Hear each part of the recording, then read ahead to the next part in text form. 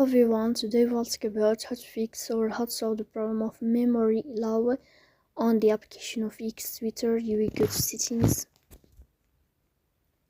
In this page, you will go to apps, default apps, app settings. In this list, you will go down until you find this window of X Twitter and you will click here.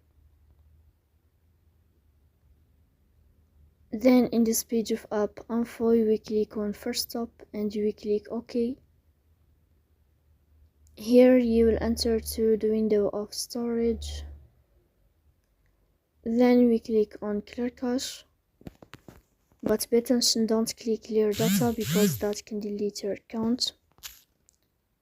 In the end, you can turn off your phone and you can wait a moment to restart your phone again. So please don't forget to support us by like and subscribe. See you next time and thank you for your watching.